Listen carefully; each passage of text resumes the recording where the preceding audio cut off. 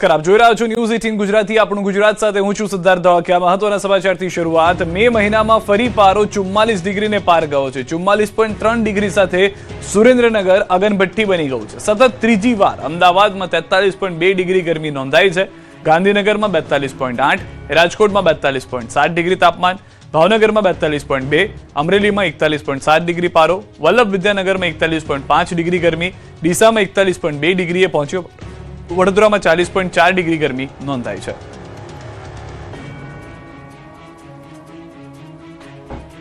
ગુજરાતીઓ વરસાદ માટે થઈ જજો તૈયાર। 4 દિવસ બાદ ગુજરાતમાં 9 જિલ્લામાં ગાજવીજ સાથે વરસાદ તૂટી પડશે। હવે ગરમી થશે આઉટ, વરસાદ થશે ઇન। 30 મે થી 1 જૂન સુધી મેઘરાજા બોલાવશે ભૂક્કા। 3 દિવસમાં 9 જિલ્લાને ધમરોળશે। 29મી સુધી ગરમી રહેશે યથાવત।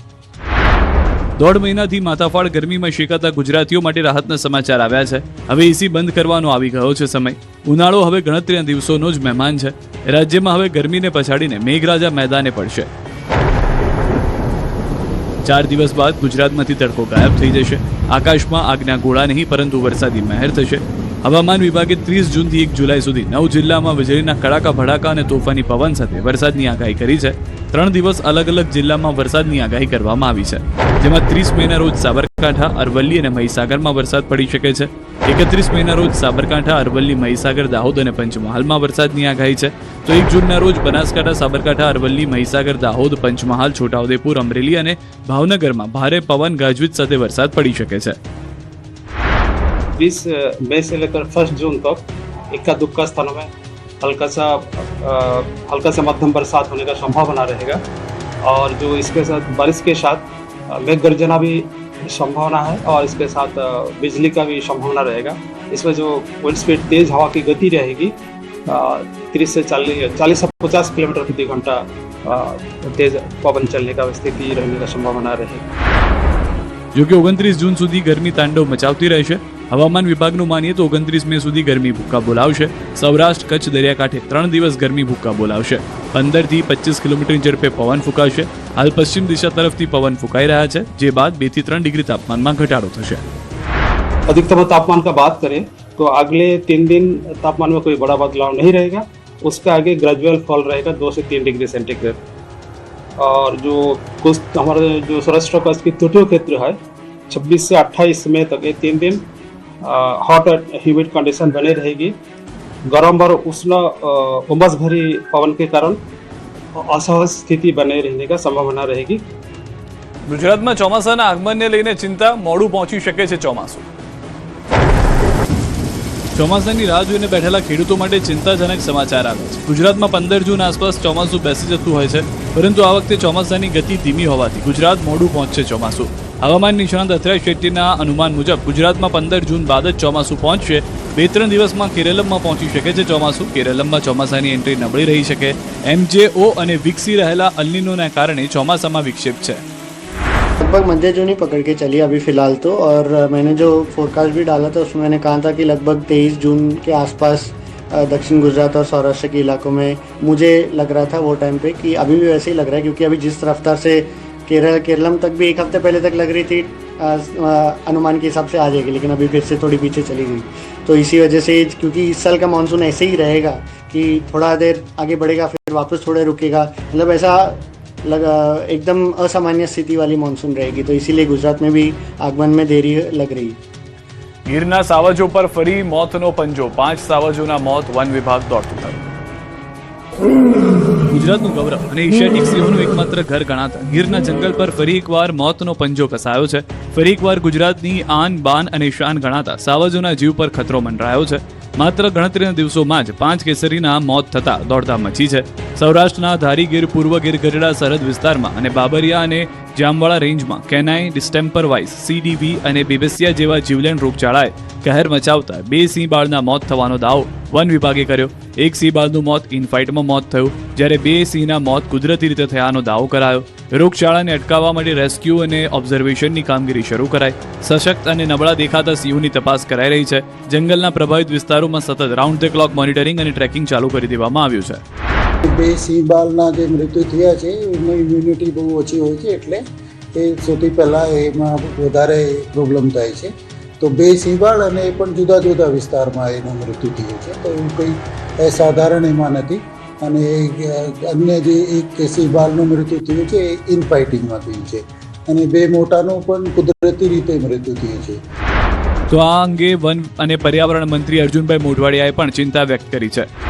માત્ર 2 સિંહોના બેબીસિયા વાયરસથી મૃત્યુ થવાના, શંકાસ્પદ મૃત્યુ થવાના જાણવા મળેલ છે. બાકીના જે સિંહોના મૃત્યુ થયા છે એ ક્યાં તો કોન્ફ્લિક્ટથી કે બીજા કોઈ કારણોસર મૃત્યુ થયા છે. બીજી તરફ સાવજોના ટપોટપ મોતને લઈને વન્ય પ્રેમીઓ અને સિંહ પ્રેમીઓમાં શોકનું મોજું ફરી વળ્યું છે. એમના મતે બીબેસિયા રોગના કારણે જ સિંહોના મોત થયા. આ રોગ બહુ જ ખતરનાક છે. 2018માં આ જ રોગના કારણે 23 સિંહના મોત થયા હતા. વન વિભાગ તાત્કાલિક આ બાબતમાં પગલાં લે. જે ડીવોર્મિંગ કરવાના હતું સિંહોને એ ડીવોર્મિંગ કરતા નથી, જેના કારણે જે આ ભેદી રોગ છે, જે બબેશિયા અને સીડીવી વાયરસ એ સિંહોમાં સંક્રમિત થયેલો અત્યારે જણાઈ આવે છે. 5 સિંહો અને 3 સિંહબાળ ધારી ગીરવા અને પશ્ચિમના આ બનાવ બન્યો તો ખૂબ દુઃખદ ઘટના કહેવાય. દર વર્ષે આવો બને છે. 2018ની હું વાત કરું તો બેબેશિયા નામનો જે રોગ આવ્યો હતો ત્યારે 34 ઉપર સિંહો મૃત્યુ પામ્યા હતા.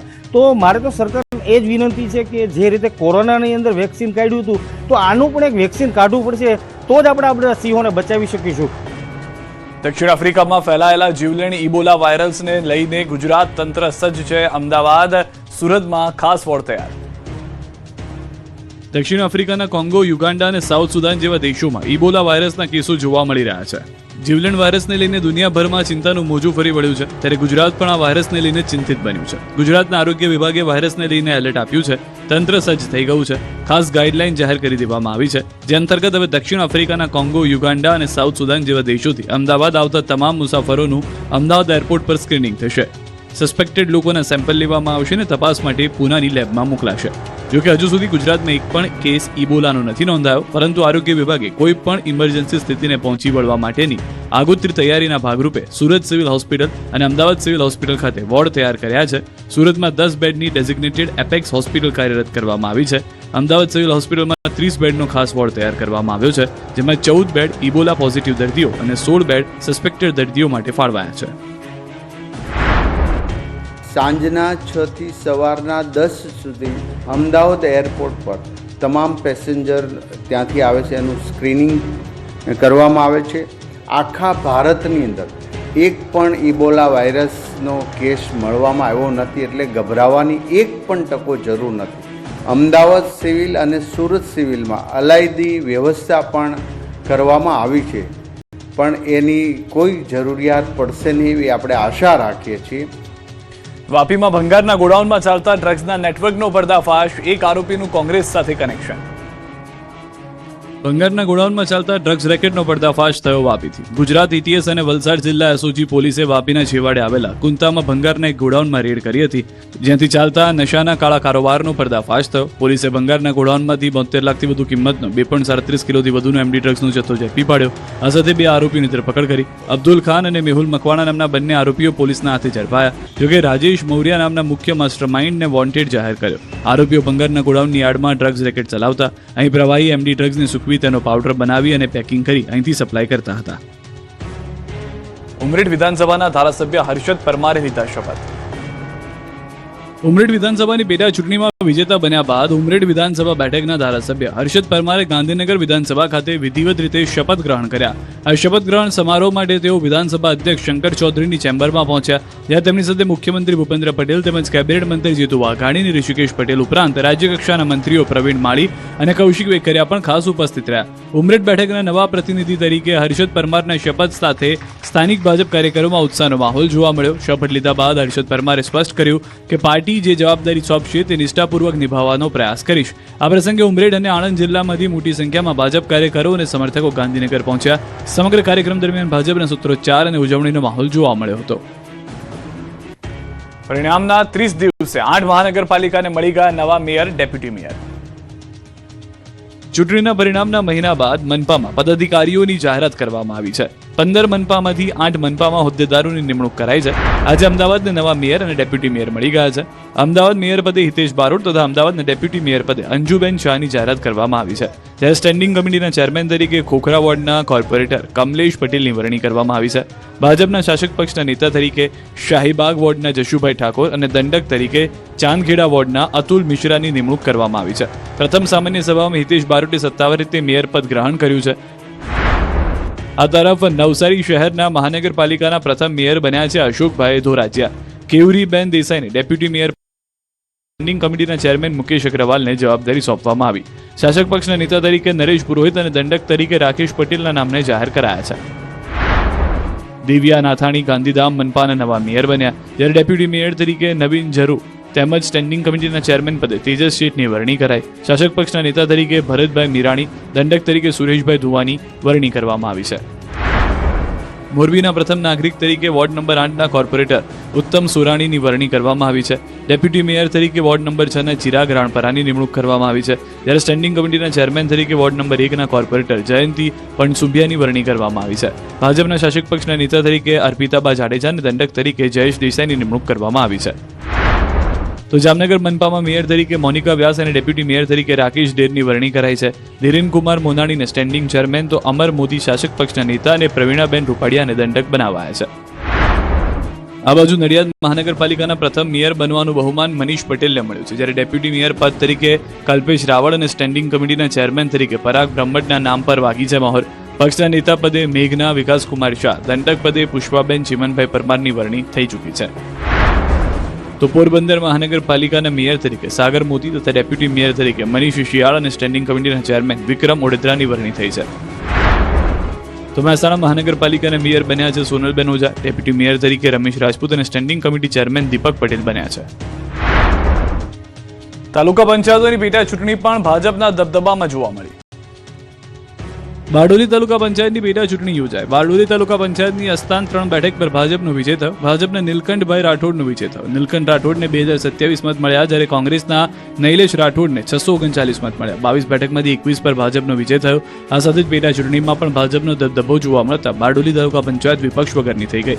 કોંગ્રેસના ઉમેદવારનું નિધન થતા પેટા ચૂંટણી યોજાઈ હતી. આ તરફ સાબરકાંઠાના વિજયનગરના ચિતરિયા તાલુકા પંચાયત સીટના ભાજપના ઉમેદવારનો ભવ્ય વિજય થયો. 3 ઉમેદવારો વચ્ચે ચૂંટણી જંગ જામ્યો. ભાજપના ઉમેદવાર લીનાબેન નીનામાના અવસાન બાદ ચૂંટણી મોકૂફ રખાઈ હતી. મતગણતરીમાં ભાજપના ઉમેદવારો 883 મતની લીડથી વિજય મેળવ્યો. ભાજપના રમીલાબેન જયંતિભાઈ ઘોઘરાનો ભવ્ય વિજય થયો. આ તરફ અમદાવાદની નવા તાલુકા પંચાયતને મળ્યા છે નવા સુકાની. 9 તાલુકા પંચાયતના પ્રમુખ અને હોદ્દેદારોની જાહેરાતથી જિલ્લા પંચાયતની 23 મે રોજ નિમણૂક પ્રક્રિયા પૂર્ણ થઈ. 9માંથી 6 તાલુકા પંચાયતમાં મળી બિનહરીફ બહુમતી. ધંધુકા, ધોલેરા, ધોળકા, દસક્રોઈ, બાવળા અને દેત્રોજ તાલુકા પંચાયતમાં બિનહરીફ નિમણૂક થઈ. દિયોદર તાલુકા પંચાયતની સામાન્ય સભા પૂર્વે ચૂંટણી અધિકારી બદલી કરવા કોંગ્રેસની માંગ. દિયોદર તાલુકાની પંચાયતની સામાન્ય સભા પૂર્વે બનાસકાંઠામાં રાજકારણ ગરમાયું છે. ચૂંટણી અધિકારી તરીકે ડેપ્યુટી કલેક્ટર DN કાછડિયાની નિમણૂક સામે કોંગ્રેસે સખત વિરોધ નોંધાવ્યો. કોંગ્રેસનો આક્ષેપ છે કે DN કાછડ પક્ષપાતી વલણ ધરાવે છે અને તેમના હેઠળ નિષ્પક્ષ નિર્ણય શક્ય નથી. જિલ્લા કોંગ્રેસ પ્રમુખ ગુલાબસિંહ તેમજ ગેનીબેન ઠાકોર સહિત કોંગ્રેસના આગેવાનોએ કલેક્ટરને લેખિત રજૂઆત કરીને સામાન્ય સભા માટે અન્ય અધિકારીની નિમણૂક કરવાની માંગ કરી છે. નોંધનીય છે કે DN કાછડે કોંગ્રેસ કાર્યકરો સામે FIR નોંધાવી. ચૂંટણી રદ થવાના વિરોધમાં કોંગ્રેસે તાલુકા પંચાયત કચેરી ખાતે ધરણા શરૂ કર્યા. દિયોદર તાલુકા પંચાયતની કુલ 22 બેઠકમાંથી કોંગ્રેસ પાસે 12 અને ભાજપ પાસે 10 બેઠકો છે. હાલ વહીવટીતંત્ર દ્વારા વિવાદ અને કાયદો વ્યવસ્થાની સ્થિતિને ધ્યાનમાં રાખીને ચૂંટણી 27મી તારીખ પર ઠેલવવામાં આવી છે, જેના પર હવે સૌની નજર રહેશે. વાવ થરાદ દિયોદરમાં પ્રાંત અધિકારી પર હુમલો કરતા કોંગ્રેસના 10 આગેવાન અને 60 લોકોના ટોળા સામે ફરિયાદ. વાવ થરાદ અને દિયોદરમાં પ્રાંત અધિકારી SDM પર હુમલા મામલે કોંગ્રેસના 10 આગેવાનો અને 60ના ટોળા સામે ફરિયાદ નોંધાઈ. દિયોદર તાલુકા પંચાયતના પ્રમુખ અને ઉપપ્રમુખની ચૂંટણી દરમિયાન સભ્યો વચ્ચે ભારે વિવાદ થયો. આ વિવાદ વધતા ચૂંટણી અધિકારી ધર્મેશ કાછડે સભા મુલતવી રાખી 27 મેના રોજ ફરી બોલાવવાનો નિર્ણય કર્યો. જે બહાર આવતા SDM પર 60 થી 70 માણસોના ટોળાએ જાનથી મારી નાખવાના ઈરાદે હુમલો કર્યો હોવાની ફરિયાદ દિયોદર પોલીસ મથકે નોંધાઈ. ગુસ્સે ભરાયેલા ટોળાએ પ્રાંત અધિકારી સાથે ઝપાઝપી કરી તેમની કાયદેસરની ફરજમાં રૂકાવટ ઊભી કરી. ઘટના સ્થળે હાજર દિયોદર પોલીસ સ્ટાફે તાત્કાલિક પ્રાંત અધિકારીને ટોળા વચ્ચેથી બચાવી કચેરીમાં સુરક્ષિત રીતે કોર્ડન કર્યા. આ મામલે કોંગ્રેસના આગેવાન ગિરિરાજસિંહ વાઘેલા, સિદ્ધરાજસિંહ ચૌહાણ સહિત 10ના નામજોગ અને અન્ય 50 થી 60ના ટોળા વિરુદ્ધ ગુનો દાખલ કરવામાં આવ્યો છે. પિતા રાજકોટ જિલ્લા પંચાયતના પ્રમુખ બનતા જ પુત્ર દાદાગીરી પર ઉતરી આવ્યો.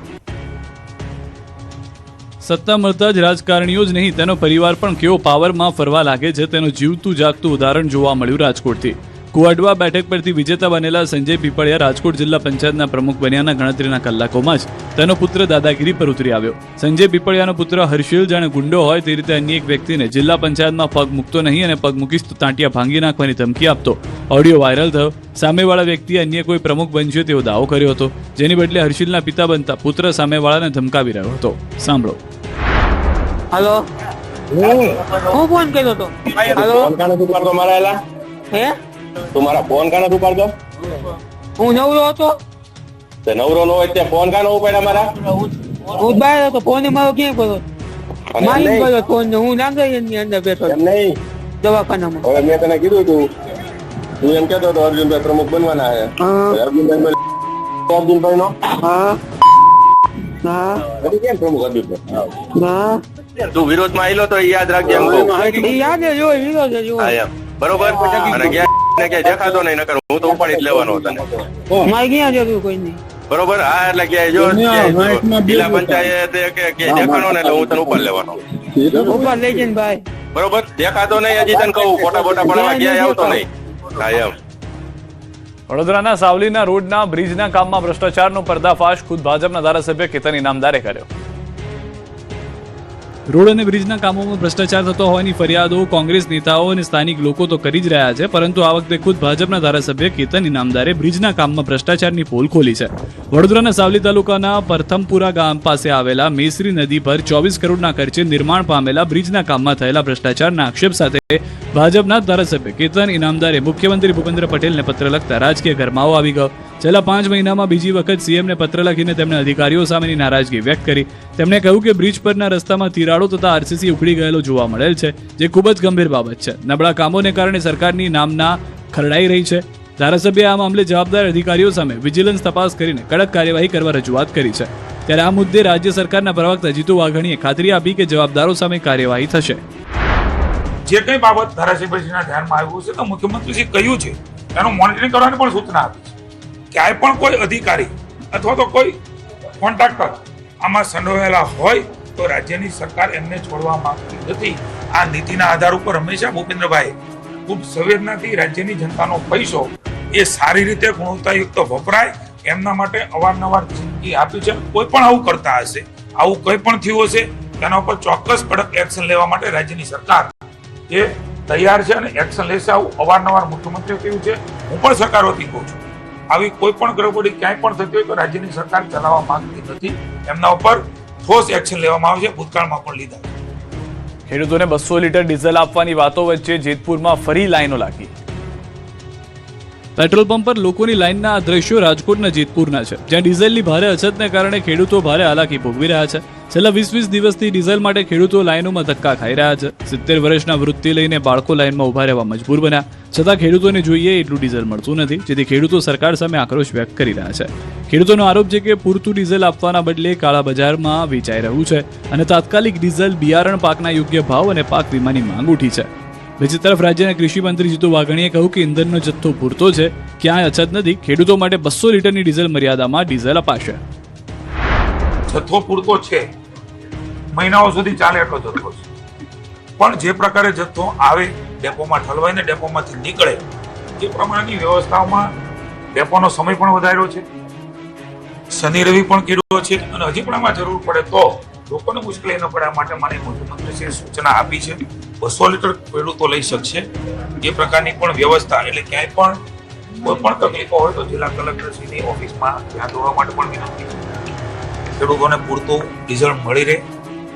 બેકાબુ બનેલી મોંઘવારીને લઈને સુરતમાં કોંગ્રેસે ગરબા રમી કર્યો અનોખો વિરોધ.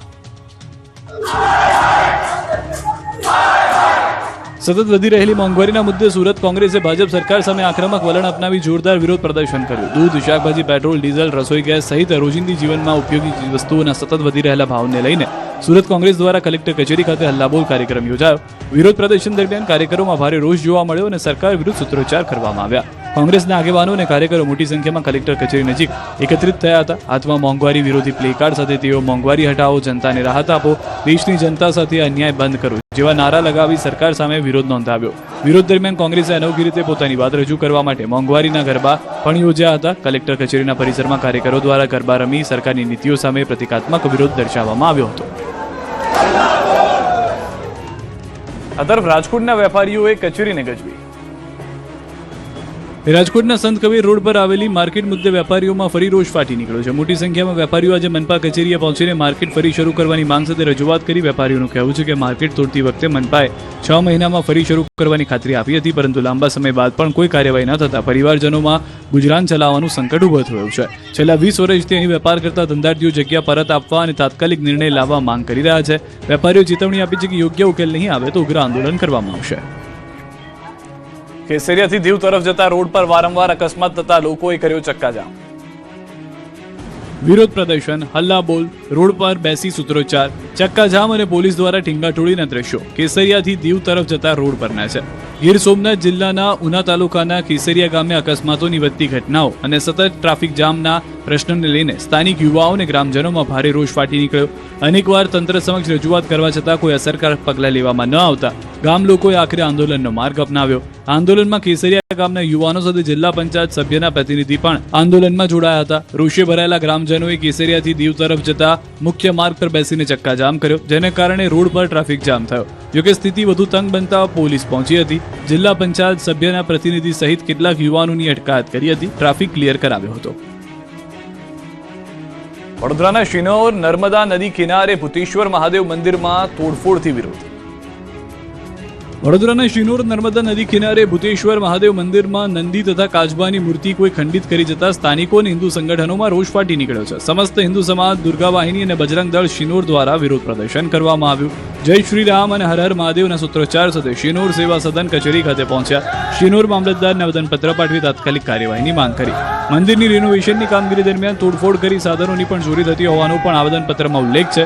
મૂર્તિઓ ખંડિત કરનાર અસામાજિક તત્વો સામે કડક કાનૂની કાર્યવાહી અને નિષ્પક્ષ તપાસની માંગ કરી છે. લોકોના વિરોધને જોતા કચેરી સુધી ચુસ્ત બંદોબસ્ત ગોઠવી દેવામાં પોલીસનો આવ્યો છે. બનાસકાંઠાના પાલનપુરમાં ચોંકાવનારો ઘટનાક્રમ. ₹50,000માં પત્ની વેચવાની ઘટના સામે આવી છે. પોતાની પત્ની ગમતી ન હોવાથી અન્ય શખ્સોને વેચી મારી. પાલનપુર પશ્ચિમ પોલીસમાં પતિએ કરી હતી ખોટી ફરિયાદ. પત્ની ગુમ થઈ હોવાની પોલીસમાં ફરિયાદ નોંધાવી હતી.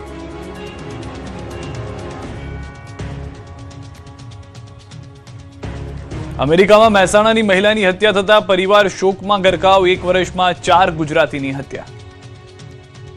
અમેરિકામાં વસતા પ્રવાસી ગુજરાતીઓની સુરક્ષાને લઈને ફરી એકવાર ચિંતાજનક ઘટના સામે આવી છે.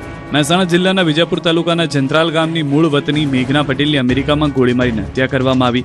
મેઘના પટેલ પોતાના પરિવાર સાથે 10 વર્ષથી અમેરિકામાં સ્થાયી હતા. મેઘના પટેલ દરરોજની માફક વર્જિનિયા સિટીમાં સ્ટોરમાં નોકરી કરી રહ્યા હતા. ત્યારે એક અજાણ્યો શખ્સ આવ્યો અને બુકાનીધારી દ્વારા ફાયરિંગ કરી હત્યા નિપજાવી દેવામાં આવી છે. મેઘના પટેલની હત્યાના પગલે તેમના વતન જંત્રાલ ગામમાં શોકનો માહોલ છવાયો છે. સોમનાથ મંદિરમાં વીઆઈપી દર્શનના નામે ફ્રોડ. મંદિર ટ્રસ્ટે ભક્તોને ચેતવ્યા. જો તમે સોમનાથ દાદાના દર્શન કરવા જવાના હો, તમે ત્યાં રોકાવાના હો અને દાદાની પૂજા વિધિનો પણ પ્લાન બનાવી લીધો હોય, કોઈ પણ વેબસાઇટ પરથી બુકિંગ કરાવતા નહીં, કેમ કે સોમનાથ મંદિરમાં વીઆઈપી અને સ્પેશિયલ દર્શનના નામે દેશભરમાં ફ્રોડ ગેંગ સક્રિય થઈ છે, જે નકલી વેબસાઇટનો ઉપયોગ કરી ભક્તોને ચૂનો લગાવે છે. આવી છેતરપિંડીથી બચવા અને સાવચેત રહેવા માટે સોમનાથ ટ્રસ્ટ દ્વારા શ્રદ્ધાળુઓને ખાસ અપીલ કરવામાં આવી છે. તેઓના કહેવા મુજબ સોમનાથમાં વીઆઈપી દર્શન માટે પાસ કે ટિકિટની કોઈ પ્રથા નથી. દર્શન માટે બધા માટે એક સરખી જ વ્યવસ્થા છે. આ સાથે રૂમ બુકિંગ, પૂજા વિધિ કે પ્રસાદ બુકિંગ માટે માત્ર શ્રી સોમનાથ ટ્રસ્ટની વેબસાઇટ somnath.org પર જ બુકિંગ કરવા અપીલ કરવામાં આવી છે.